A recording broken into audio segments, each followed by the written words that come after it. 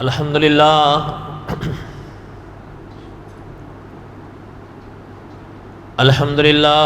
نحمده ونستعینه ونستغفره ونؤمن به ونتوکل علیہ ونعوذ باللہ من شرور انفسنا ومن سیئات اعمالنا من يهده الله فلا مضل له ومن يضلله فلا هادي له ونشهد أن لا إله إلا الله وحده لا شريك له ونشهد أن سيدنا وسندنا ومولانا محمدا عبده ورسوله أما بعد أعوذ بالله من الشيطان الرجيم بسم الله الرحمن الرحيم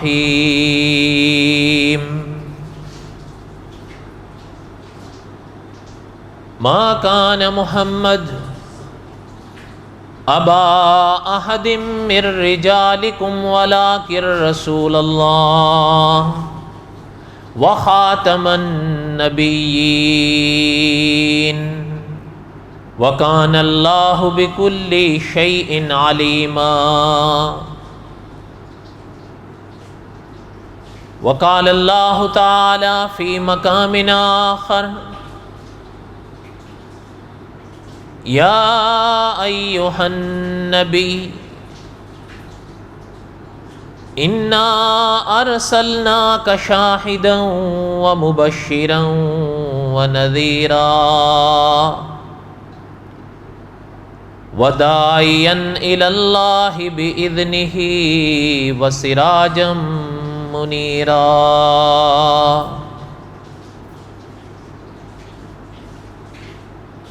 وقال النبي صلى الله عليه وسلم أنه سيكون في أمتي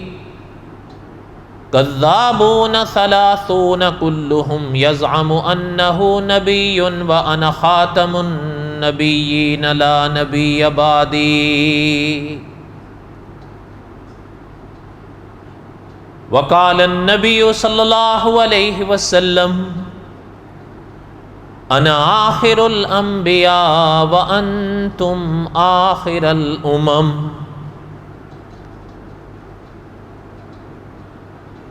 صدق الله العظيم وصدق رسوله النبي الكريم ونحن على ذلك لمن الشاهدين والشاكرين والحمد لله رب العالمين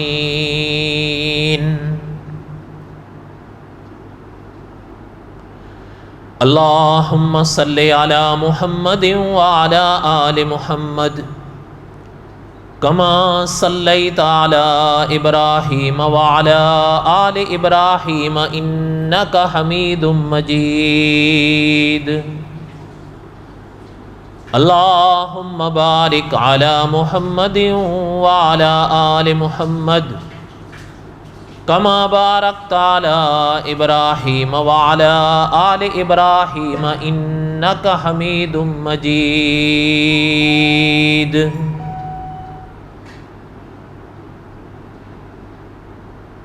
يا ربي صل وسلم دائما أبدا على حبيبك خير الخلق كلهم هو الحبيب الذي ترجى شفاعته لكل حول من الأحوال مقتحم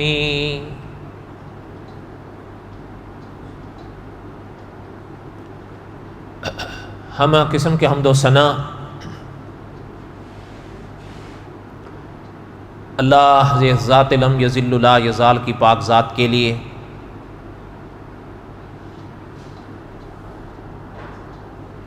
صدق دل سے لا تعداد مرتبہ درود و سلام امام الانبیاء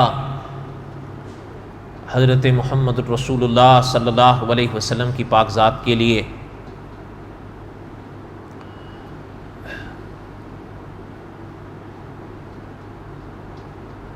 جمعے کے بیانات میں جو مہینے کا آخری جمعہ ہوتا ہے اس میں ہم عقیدہ ختم نبوت پر چند باتیں پڑھتے ہیں علماء کے حکم اور نصیحت کے مطابق۔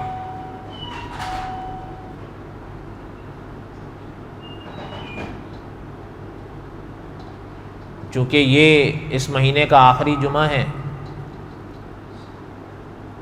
اس لیے عقیدہ ختم نبوت پہ میں چند باتیں پڑھوں گا انشاءاللہ۔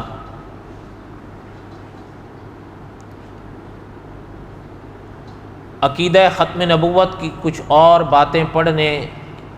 کے بعد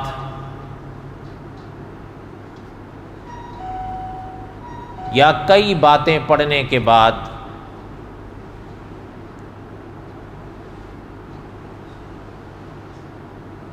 مولانا ابو القاسم رفیق دلاوری رحمۃ اللہ علیہ کی کتاب ائمہ تلبیس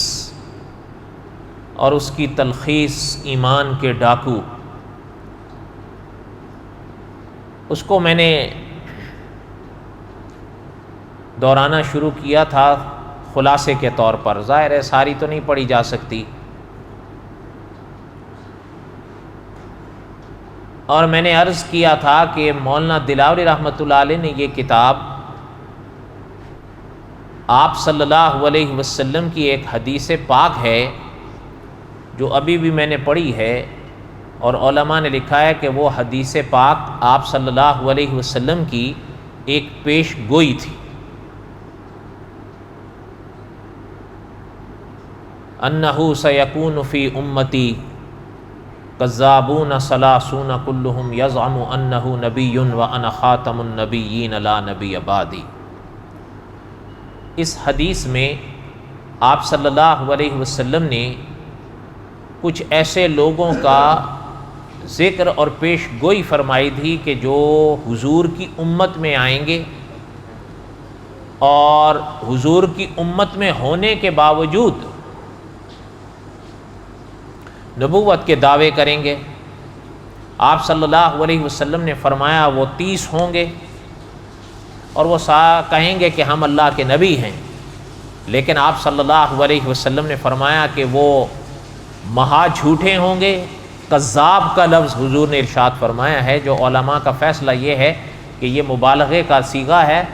یعنی اس کا معنی اردو میں یہاں ایسے سمجھیں جنہیں ہم کہتے ہیں مہا جھوٹے، اور آپ صلی اللہ علیہ وسلم نے فرمایا وہ 30 ہوں گے اور وہ یہ کہیں گے کہ ہم اللہ کے نبی ہیں۔ آپ صلی اللہ علیہ وسلم نے فرمایا جھوٹے ہوں گے، اللہ کے نبیوں میں ہم اللہ کے آخری نبی ہیں، ہمارے بعد کوئی نبی۔ اس حدیث پر کئی باتیں ہم نے ابتدا میں پڑھ لی تھیں کہ یہاں 30 کا معنی کیا ہے اور وغیرہ وغیرہ۔ مولانا دلاوری رحمۃ اللہ علیہ نے یہ حدیث پاک حضرت کی کتاب کے سر ورق پر لکھی ہے، اور علماء نے بھی لکھا ہے اس حدیث کو۔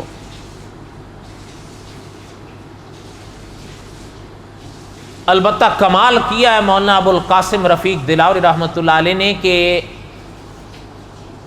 تاریخ کے پنوں میں جہاں ایسے لوگوں کی تاریخ درج تھی کہ جنہوں نے آپ صلی اللہ علیہ وسلم کے زمانہ حیات سے لے کر آج تک، حضرت دلاوری رحمۃ اللہ علیہ کے دور تک، 14ویں صدی تک، اللہ تعالیٰ معاف فرمائیں، الوہیت کے، رسالت کے، نبوت کے، مسیحیت کے یا مہدیت کے، ان میں سے کوئی دعویٰ کیا ہو، مولانا ابو القاسم رفیق دلاوری رحمۃ اللہ علیہ نے تاریخ میں جہاں جہاں ان لوگوں کے حالات درج تھے وہاں سے بڑی محنت کے ساتھ ان کے حالات کو لے کر اس کتاب میں جمع کیا، اور بڑی عجیب و غریب تفصیلات ہیں اس کتاب کے اندر ان لوگوں کی، جن میں سے ہم کئیوں کی پڑھی، کئیوں کی بڑی تفصیل سے پڑھی، کئیوں کی خلاصے کے طور پر پڑھی۔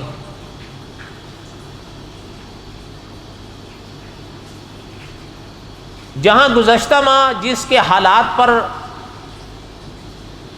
ہم نے کچھ باتیں پڑھی تھیں وہ جون پوری تھا، اور اس وقت میں نے عرض کیا تھا اور کئی بار عرض کیا تھا کہ کچھ فتنے ایسے تھے وہ تاریخ میں اب پڑھنے میں نظر آتے ہیں یا سننے میں نظر آتے ہیں، اب ان کا وجود نہیں رہا، لیکن جن جن کے ہم نے حالات پڑھے ہیں حضرت دلاوری رحمۃ اللہ علیہ کی کتاب کے حوالے سے، ان میں پہلا یہ جون پوری تھا جس کے ماننے والے آج بھی موجود ہیں، وہ مہدیہ یا مہدویہ کہلاتے ہیں۔ ہاں یہ علماء کا فیصلہ ضرور ہے کہ اس کو آپ ایسا سمجھیں کہ ایک علاقائی فتنہ جیسا ہوتا ہے، جیسے اللہ تعالیٰ اپنی پناہیں نصیب فرمائیں، کچھ بیماریاں علاقائی ہوتی ہیں، ایک علاقے سے ایک علاقے تک ہوتی ہیں۔ بہرحال اس کے حوالے سے ہم نے کئی باتیں پڑھی، اور آخری درس کے آخری موقع پر میں نے مولانا یوسف لدھیانوی رحمۃ اللہ علیہ نے اس کے بارے میں جو باتیں لکھی اور مہدویہ کو جو دعوت فکر دی ہے، وہ میں نے 2 اور 2 4 کی طرح حضرت کی عبارت کو پڑھ کر یہاں سنا دیا تھا، وہ ابھی تک نیٹ پر آیا نہیں، اللہ کو منظور ہوگا آ جائے گا۔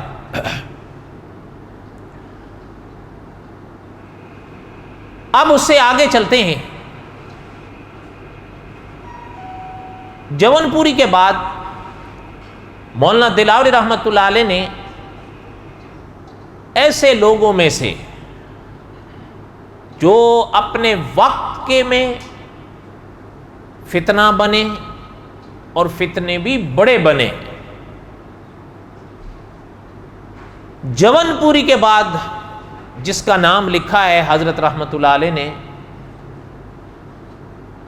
وہ انسان پڑھ کر بھی حیران ہوتا ہے اور سن کر بھی حیران ہوتا ہے، اس لیے کہ عام طور پر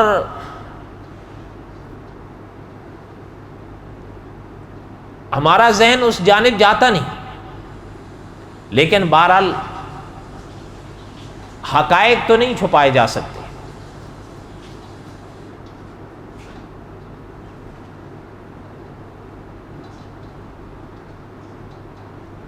ہمارا جو علاقہ ہے یا خطہ ہے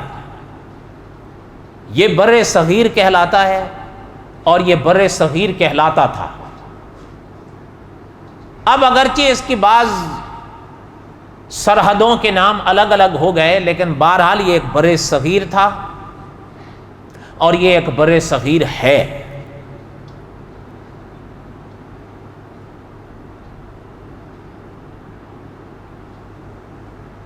بہت پہلے کی بات ہے، اس بر صغیر میں یا اس بر صغیر پہ ایک سلطنت رہی جو کئی صدیوں تک رہی، بڑی قداور شخصیات اس میں آئیں، اور غالباً 4 یا 5 تو بہت بڑی قداور شخصیات آئیں۔ بلکہ اس دن بھی میں یہاں شاید بیٹھا ایک دوست سے عرض کر رہا تھا کہ ہم نے جو شے محسوس کی ہے یا بڑوں سے سنی ہے،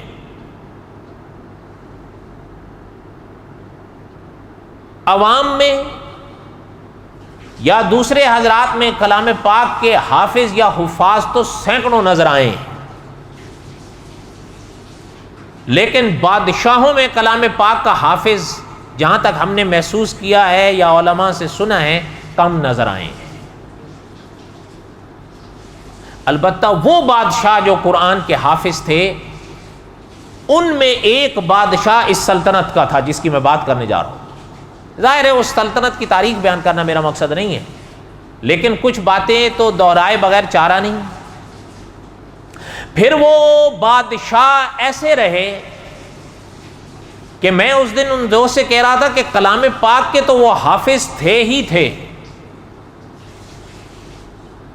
کلام پاک کے حافظ تو آپ کو باہر بھی بہت سینکڑوں ہزاروں میں مل جائیں گے، احادیث طیبہ کے حافظ نہیں ملتے،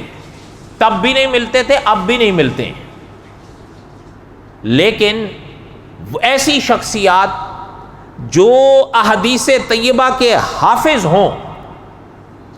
ہمارے دور میں یا پچھلے دور میں کوئی خال خال ملیں گے جن کو انگلیوں پر آپ گن سکیں، ان حافظ الحدیث لوگوں میں وہ بادشاہ بھی تھے جن کی میں بات کر رہا ہوں۔ لیکن میں نے آج ان کی تاریخ پہ بات نہیں کر رہے، تو غلط مت لے لیجئے گا، وہ تو بڑے نیک دل انسان تھے، میرے موضوع نہیں ہے ان کا جو میں ان کے حالات بیان کروں۔ لیکن یہ مولانا یوسف ہاشمی صاحب نے لکھا ہے اپنی کتاب میں کہ یہ اس سلطنت کے ایسے بادشاہ تھے کہ قرآن پاک کے 30 پارے حفظ ہونے کے ساتھ ساتھ اللہ کے رسول صلی اللہ علیہ وسلم کی 7000 احادیث طیبہ زبانی یاد تھیں۔ یہ تو ہم بھی نہیں کر سکتے۔ اور پھر یعنی اچھا ایک اور بھی، لیکن خیر چلیں، وہ پھر ان کی تاریخ تو میرا موضوع نہیں ہے، جو بات کرنی ہے پھر وہ رہ جائے گی۔ یہ سلطنت تھی برے صغیر میں، صدیوں پر رہی اس کی سلطنت، اور آج بھی یعنی اب تو یعنی اس خطے کا کہیں نام بنگلہ دیش بنا، کہیں پاکستان بنا، کوئی اب ہندوستان کہلایا اور کہلاتا ہے۔ ہندوستان میں یا پاکستان میں آج بھی اس سلطنت کے نشانات موجود ہیں، اور بڑے بڑے نشانات موجود ہیں۔ ہاں ہم نہ جانیں یا ہم دھیان نہ دیں الگ بات ہے۔ مثلا اگر ایک شہر ہے نا آپ کے، اپنا اللہ بھلا کریں آپ کے ملک کا، جسے آپ کے ملک کا دل کہتے ہیں، وہاں جو شاہی مسجد ہے یہ اسی سلطنت کی یادگار تو ہے، اور بالکل ہو بہو شاہی مسجد لاہور کا جو نقش ہے، آپ ہو بہو یہی نقش دہلی کی جامع مسجد کا پائیں گے، وہ بھی اسی سلطنت کا نقش تو ہے، اور یہ ایک ہی بادشاہ کی یادگاریں ہیں، شاہی مسجد لاہور والی بھی اور دہلی والی بھی، اس لیے ہو بہو نقش ایک ہی ہے۔ ہاں البتہ علماء نے لکھا ہے ایک فرق ہے دونوں میں، دہلی والی میں پتھر کا استعمال ہے، لاہور والی میں اینٹ کا استعمال ہے، باقی نقش ہو بہو ہے۔ آپ چاہیں تو تصاویر میں دیکھ لیں دہلی کی مسجد کا بھی اور لاہور کی مسجد کا بھی، اور دونوں ایک ہی بادشاہ اور یہ ایک ہی سلطنت کی یادگاریں ہیں۔ وہ بادشاہ بھی چلے گئے اس دنیا سے، اللہ تعالیٰ ان کی مغفرت فرمائے، ان کو تعمیرات کا شوق تھا۔ یہ جو اپنا آپ کے جو ہے نا اپنا دارالحکومت آپ کہیں یا دارالسلطنت کہیں، اب جو آپ کے ملک کا ہے اسلام آباد، اس شہر کو اسلام آباد کا نام دینے والی وہی سلطنت تھی۔ مسئلہ یہ ہے کہ ہمارے بڑوں کی یادگاریں اور ان کی یادیں بڑی عجیب ہیں، بس ہم دھیان نہیں دیتے۔ یعنی خیر بہرحال خانہ ہمہ آفتاب است ہے، یعنی میرا وہ موضوع تو نہیں، لیکن مجھے ایک بات یاد آئی، آپ سن لیں، میرے ذہن میں وہ بات تھی بھی نہیں۔ آپ نے شاید ایک نام سنا ہوگا اپنا دہلی کے حوالے سے، قطب مینار۔ آپ چاہیں تو اب تو بقول مدرس حرم اور صاحب قصص الانبیاء کے دنیا آپ کی انگلیوں میں ہے، آپ اس کا نقش کھول کے دیکھ لیں یا اس کی تاریخ پڑھ کر دیکھ لیں۔ یہ قطب مینار کیا ہے؟ یہ مسجد کا مینارہ ہے، یعنی اگر میں غلط نہیں ہوں، کوئی غلطی ہوگی تو میری طرف سے ہوگی، 8 صدیاں ہو رہی ہیں، اور یہ مسجد تھی۔ جنہوں نے دیکھی ہے وہ آج بھی دیکھ کے گواہی دے سکتے ہیں۔ قطب مینار میں داخل ہونے سے پہلے ایک پتھر کی تختی آتی ہے، اس کو آپ پڑھیں تو آج بھی لکھا ہوا ہے مسجد قوت الاسلام۔ اب وہ آپ کو وہاں نماز نہیں پڑھنے دیتے، یہ ایک الگ بات ہے۔ مولانا امین اکاڑوی رحمۃ اللہ علیہ فرمایا کرتے تھے، بڑوں کے دل بڑے ہوتے ہیں، چھوٹوں کے دل بھی چھوٹے ہوتے ہیں۔ بہرحال یعنی آج تو لوگ یعنی آپ نے سنا ہوگا نا کہ کہتے ہیں فلاں چیز دنیا کا عجوبہ ہے، فلاں چیز دنیا کی میں نام نہیں لیتا تاکہ وہ اس کا جن کے ہیں وہ برا منائیں گے، لیکن بہرحال ایک چیز ضرور ہے کہ بعض اہل علم نے لکھا ہے یا کہا ہے کہ ہم حیران ہیں کہ یہ سارے تو چلے عجائب میں داخل ہو گئے، سمجھ میں آتا، قطب مینار پر آج بھی جا کر دیکھو، یعنی 8 سے 9 صدیاں گزر رہی ہیں، اس زمانے کی یہ تعمیر ہے، آج کی نہیں۔ قطب مینار کے اوپر ہاتھ سے پوری کی پوری سورہ یاسین لکھی ہوئی ہے۔ یہ ہمارے بر صغیر کی تاریخ ہے۔ مسجد قوت الاسلام،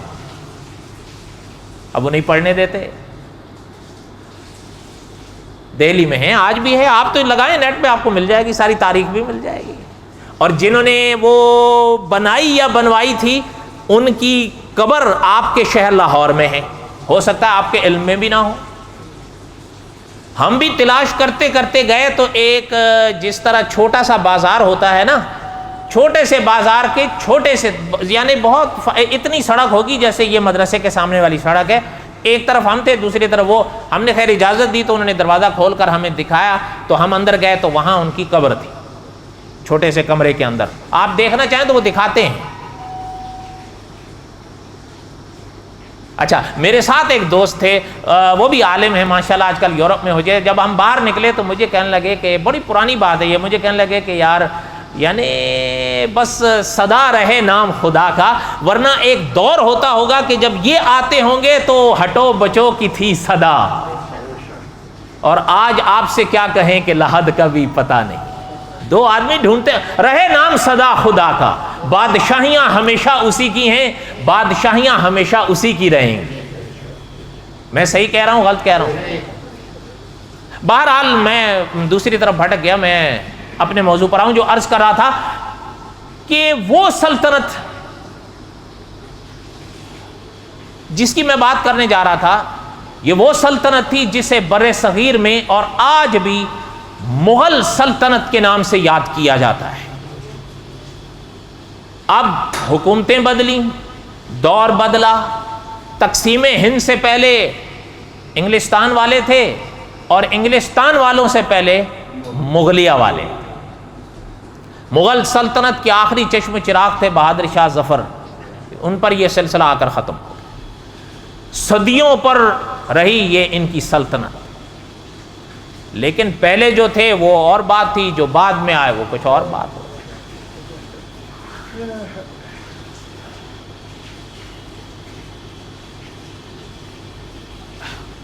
خیر بارہ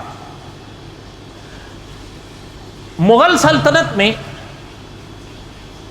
ابتدا میں ایک نام ملتا ہے جسے تاریخ جلال الدین اکبر کے نام سے یاد کرتی ہے،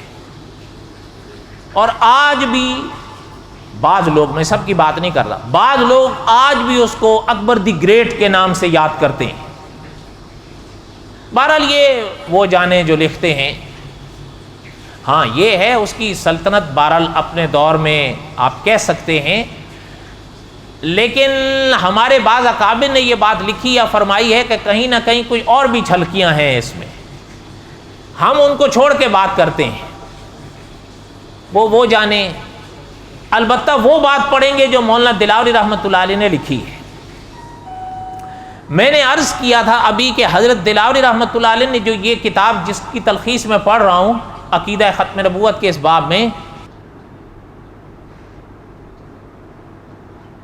ان لوگوں کے حالات پر حضرت نے یہ کتاب لکھی تو انسان حیران ہوتا ہے کہ ان ناموں میں جون پوری کے بعد حضرت نے جلال الدین اکبر کا نام لکھا ہے، اور بڑے تفصیل کے ساتھ اس کے حالات لکھے ہیں۔ سارے تو ہم نہیں پڑھیں گے، البتہ جو ضرورتاً پڑھیں گے وہ سنیں آپ، لیکن وہ پڑھنے سے پہلے اس حدیث پاک کو اپنے ذہن میں لے آئیے جو میں نے ابتدا میں پڑھی یا میں کبھی کبھی پڑھتا رہتا ہوں۔ انہ سیکون فی امتی کذابون ثلاثون کلہم یزعم انہ نبی وانا خاتم النبیین لا نبی بعدی. حضور نے فرمایا ہم اللہ کے آخری نبی ہیں، ہمارے بعد کوئی نبی نہیں. اس کا معنی کیا ہے؟ اس کا معنی ذہن میں بٹھا لیں. آج کچھ ہوائیں غلط چل رہی ہیں، وہ لکھ رہے ہیں اور کچھ کہہ رہے ہیں کہ اگر یہی حدیث پاک ہے اور اس کا یہی معنی ہے تو پھر حضرت عیسیٰ کے آنے کے کیوں قائل ہو؟ حضرت عیسیٰ کے آنے کا انکار کرو. اس کا ایک معنی ہے اور اس کا ایک ہی معنی ہے جو امت 15 صدیوں سے لے کر چلی آ رہی ہے، اسی معنی پہ ہیں ہم، ابتدا سے انتہا تک اسی معنی پر ہیں. وہ کیا معنی؟ یہ ہے اس حدیث پاک کا کہ جب اس دھرتی پر حضرت محمد الرسول اللہ صلی اللہ علیہ وسلم پیدا ہو گئے تو حضور کے پیدا ہونے کے بعد اللہ کا کوئی نبی پیدا نہیں ہوگا. پہلوں میں سے سارے آ جائیں تو کیا فرق پڑتا ہے؟ اور آ نہیں گئے تھے، آ نہیں گئے تھے، معراج کی رات سارے آ گئے تھے. تو اگر سب کے آنے سے عقیدہ ختم نبوت کو کچھ نہیں ہوتا تو ایک کے آنے سے کیسے کچھ ہو جائے گا؟ صحیح بات ہے غلط بات ہے؟ یہ بات علامہ خالد محمود صاحب رحمۃ اللہ علیہ نے لکھی ہے کہ اگر سب کے آنے سے عقیدہ ختم نبوت نہیں ٹوٹتا تو ایک کے آنے سے کیسے ٹوٹ سکتا ہے؟ جو حضور سے پہلے پیدا ہوئے وہ سارے آ جائیں، حضور کے بعد پیدا نہیں، حضور کے بعد پیدا. اب یہ جتنے دعوے کر گئے ہیں مسلمہ کذاب سے لے کر مرزا غلام احمد قادیانی تک، یہ سارے حضور سے پہلے پیدا ہوئے ہیں، یہ بعد میں. اچھا جب بعد میں پیدا ہوئے ہیں تو پھر کذابون ثلاثون اور ایک روایت کے مطابق دجالون. کوئی بات آپ کو بھی سمجھ میں آئی ہے؟ اچھا کہنے کا مقصد یہ تھا کہ یہ آپ صلی اللہ علیہ وسلم کی پیش گوئی ہے اور یہ آپ صلی اللہ علیہ وسلم کی احادیث طیبہ میں سے ایک حدیث ہے اور بڑی مشہور حدیث ہے. حضور نے فرمایا وہ 30 ہوں گے، سارے یہ دعوے کریں گے، لیکن حضور نے فرمایا یاد رکھنا انا خاتم النبیین لا نبی بعدی. اب یہ ذہن میں رکھ کر اگلی بات سنیں. مغل سلطنت کا دور چل رہا تھا، جب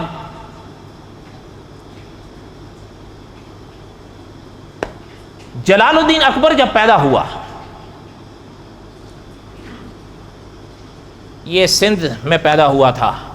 لیکن ظاہر بات ہے آپ سمجھ سکتے ہیں آج کا جغرافیہ کچھ اور ہے اور تب کا جغرافیہ. ہمایوں بادشاہ جو اس کا باپ تھا،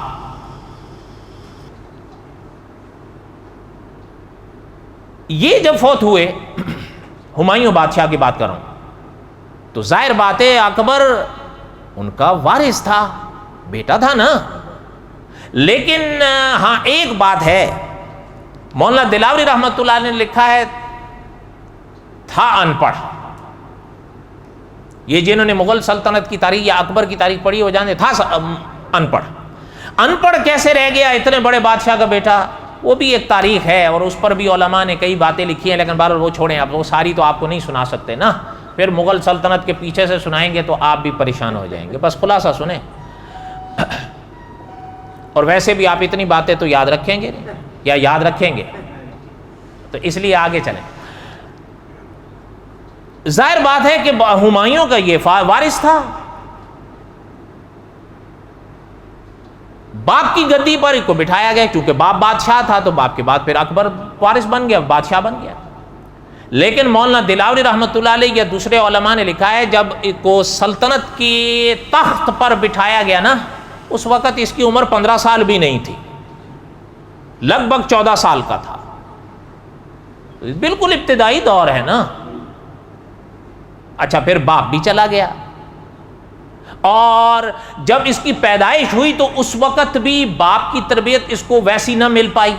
اس لیے تو ان پڑھ رہا. بہرحال وہ بیٹھ گیا. لیکن ایک بات ہے کہ مولانا دلاوری رحمۃ اللہ علیہ نے لکھا ہے کہ اس کی تاریخ پڑھنے سے جو پتہ چلتا ہے نا، مولانا دلاوری رحمۃ اللہ علیہ نے اس کی تاریخ کو 2 حصوں میں تقسیم کیا ہے. ایک حصہ ہے اس کا اپنا، آپ ایسے سمجھ لیں غالباً 19 سال کے لگ بھگ، قریب 20 سال، کچھ کم 20 سال سمجھ لیں آپ. اس کی حکومت تو لگ بھگ نصف صدی رہی ہندوستان پر، لیکن اس کے آگے زندگی کا یہ ایک بس اللہ تعالیٰ ہی اپنی پناہ نصیب فرمائیں کہ یعنی آپ دیکھیں اگر آپ 20 سے کم مان لیں، 19 سال بھی مان لیں یا لگ بھگ 19 سال بھی مان لیں، کم ہے کہ ایک انسان نماز کا پابند ہو بادشاہ ہونے کے باوجود، یہاں تک کہ اس کی تاریخ بتاتی ہے کہ وہ یہ نہیں صرف کہ نماز کا پابند تھا، نماز با جماعت کا پابند تھا۔ میرے اور آپ میں سے کئی لوگ نماز کے پابند ہوتے ہیں، اس میں کوئی شک نہیں، نماز با جماعت کے پابند نہیں ہوتے۔ وقت بھی ہو گیا، اکبر کی کہانی انشاءاللہ اگلے ماہ۔ وما علینا الا البلاغ المبین سنتیں پڑھیں۔